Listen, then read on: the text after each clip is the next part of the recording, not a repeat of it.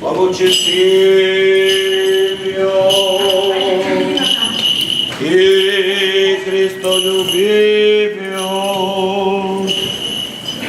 православен народ наш, Господи, Господа, Господи, Господи, во вечни векови.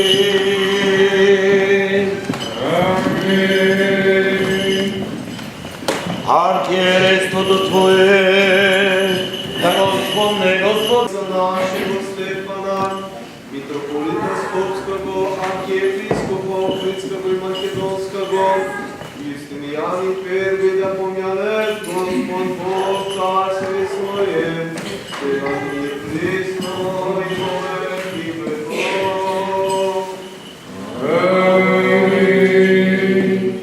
Архиерейството Твое, за Господне, Господу, Господне Царство, постоянно сега и всекогаш и во вечни векови.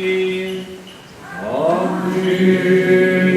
Високо преосветените митрополити, преосветените епископи православи, честното свещенство, Христовото дяконство, преподобното монашество, свещенослужителите, настоятелите, пеячите, дарителите, посетителите и просителите на уличния храм, да ги спомне Господ Бог во своето царство, сега секогаш и во вечни векови. Амин.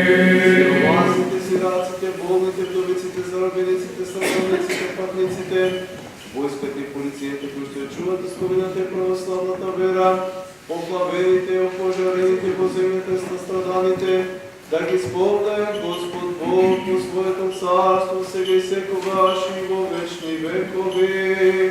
Амин. Блажено упокоените патриарси, архиепископи, митрополити, епископи, свещеници, монаси, дякони, благочестиви цареви, цариці, кипери, градители, свещенослужители на светите храмови, сите ще загинаа бранейци, таковината и православната вера, сите знаени и незнаени, упокоени со надеж на воскресение и вечен живот, да ги спомне Господ Бог по своето царство, сега и секогаш и во вечни векови.